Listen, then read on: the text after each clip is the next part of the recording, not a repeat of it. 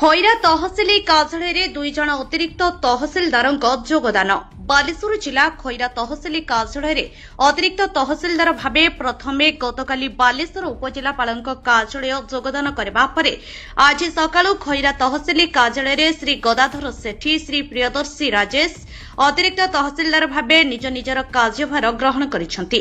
ଏଥିପୂର୍ବରୁ ଗତ ତା 11/5/26ରେ ଖଇରା ତହସିଲ କାର୍ଯ୍ୟାଳୟରେ ଶ୍ରୀ ଅନୁପ କୁମାର ବେହେରା ତହସିଲଦାର ପଦବୀରେ ଯୋଗଦାନ କରିଥିଲେ।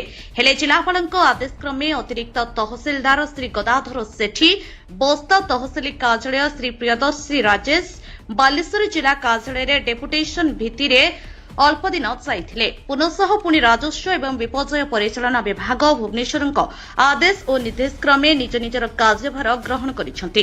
2 ଜଣ ଅତିରିକ୍ତ ତହସିଲଦାର ଖଇରା ତହସିଲ କାର୍ଯ୍ୟାଳୟରେ ଯୋଗଦାନ କରିବା ପରେ ଜନସାଧାରଣ ବୁଦ୍ଧିଜୀବୀ ମହଲରେ ଖୁସିର ଲହରୀ ଖେଳିଯାଇଛି। ଅତିରିକ୍ତ ତହସିଲଦାରଙ୍କ ଯୋଗଦାନ ଦିବସ ଦିନ ସରକାରୀ ଓକିଲ ଶ୍ରୀ ନିରଞ୍ଜନ ବେହେରାଙ୍କ ତତ୍ତ୍ୱାବଧାନରେ ମୋହର ସଂଘ ଓକିଲ ସଂଘ ପକ୍ଷରୁ ପୁଷ୍ପଗୁଚ୍ଛ ଦେଇ ସମ୍ବର୍ଦ୍ଧିତ କରାଯାଇଥିଲା। ସାମ୍ବାଦିକ ସଂଘର ପଦ୍ମଲୋଚନ ଦାସ, ପ୍ରଶାନ୍ତ କୁମାର ବେହେରା, ବଳରାମ ଲେଙ୍କା, ଅନାଦି ନାୟକ ଓ ମହେନ୍ଦ୍ର ଶିଆଳ ପ୍ରମୁଖ ଉପସ୍ଥିତ ରହି ନୂଆକରି ଯୋଗଦାନ କରିଥିବା ତହସିଲଦାର ଓ ଅତିରିକ୍ତ ତହସିଲଦାରଙ୍କୁ ପୁଷ୍ପଗୁଚ୍ଛ ଦେଇ ସମ୍ବର୍ଦ୍ଧନା ଜଣାଇଥିଲେ। ଜନସାଧାରଣମାନେ ସମସ୍ତ ସୁବିଧା ସୁଯୋଗ ପାଇପାରିବେ ବୋଲି ଆଶା କରିଛନ୍ତି। ଏ ବିଷୟରେ କିପରି ଆପଣଙ୍କର ସେବା ଜନସାଧାରଣ ପାଇପାରିବେ ଗଣମାଧ୍ୟମ ପ୍ରତିନିଧି ପଚାରିବାରୁ ତହସିଲଦାର ଶ୍ରୀ ଅନୁପ କୁମାର ବେହେରାଙ୍କ ଉତ୍ତର ଥିଲା, ଜନସାଧାରଣ କର୍ମଚାରୀମାନଙ୍କ ସହଯୋଗ ରହିଲେ ସମସ୍ତେ ସହଯୋଗ ସେବା ପାଇପାରିବେ ବୋଲି କହିଥିଲେ। ମୋ ନାଁ ହେଉଛି ଅନୁପ କୁମାର ବେହେରା, OS1 JP।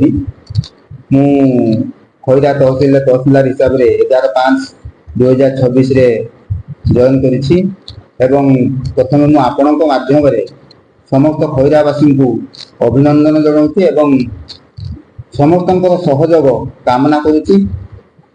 ସମସ୍ତଙ୍କର ସହଯୋଗ ଥିଲେ ମୁଁ ସମସ୍ତଙ୍କର ସେବା କରିପାରିବି। ମୁଁ ସେବକ ହିସାବରେ ଆସିଛି ଏବଂ ସମସ୍ତଙ୍କ ସେବା କରିବା ପାଇଁ ବ୍ୟକ୍ତି ଏବଂ ତୁରନ୍ତ କିପରି ସମସ୍ତ କେସ୍ ଏବଂ ସମସ୍ତଙ୍କ ସହଯୋଗ ଲଭି ସମସ୍ତଙ୍କ କାମକୁ ସୁଚାରୁ ରୂପେ କାମ କରିବି, ସେଥିପାଇଁ ମୁଁ ଭଗବାନଙ୍କ ନିକଟରେ ପ୍ରାର୍ଥନା କରୁଛି। ସମସ୍ତେ ମଙ୍ଗଳ ରୁହନ୍ତୁ, ସମସ୍ତେ ଶାନ୍ତିରେ ରୁହନ୍ତୁ। ମୁଁ ଏହା ଆଗରୁ ଡେପୁଟି ରେମୁଣାରେ ଥିଲି ତହସିଲଦାର ହିସାବରେ, ତାପରେ ଡେପୁଟି କଲେକ୍ଟର ଭଦ୍ରକ, ପୁଣି ଡେପୁଟି କଲେକ୍ଟର ଭଦ୍ରକରୁ ପୁଣି ଏଠାରେ ପୋଷ୍ଟିଂ ହେଇଛି। ଗତ କିଛି ମାସ ଧରି ତହସିଲ ଅବସ୍ଥା ନଥିଲା, ତ ସେଠି ସାଧାରଣ ଲୋକ ଆସିବା ପାଇଁ ନ୍ୟାୟ ପାଇଁ ବାରମ୍ବାର ଏଠି ଫେରିଛନ୍ତି। ବହୁତ ଅଶାନ୍ତ ବାତାବରଣ ଭିତରେ ଚାଲିଥିଲା। ଆମେ ଆଶା କରୁ ଆପଣ ସମ୍ପୂର୍ଣ୍ଣ, ଯେହେତୁ ଆମେ ଶୁଣିବା ପାଇଁ 2 ଜଣ ଅତିରିକ୍ତ ତହସିଲଦାର ଯୋଗଦାନ କରୁଛନ୍ତି, ଆପଣ ବି ଯୋଗଦାନ କଲେଣି। କେମିତି ଅଫିସକୁ ନିଜର ଗୋଟେ ପରିବାର ଭଳି ଭାବି ଚଳେଇଲେ ଆପଣଙ୍କର ଦାୟିତ୍ୱ ରହିବ, ଆମ ତରଫରୁ ସେଇ ଜନସାଧାରଣ ତରଫରୁ ଅନୁରୋଧ। ଠିକ ଅଛି। କଥାରେ ଅଛି, ଦେଶ କେ ଫାଙ୍କ ନଈ କେ ବାଙ୍କ, ବୁଝିଲେ କି? ପର୍ସନ ଟୁ ପର୍ସନ ଭେରି କରେ।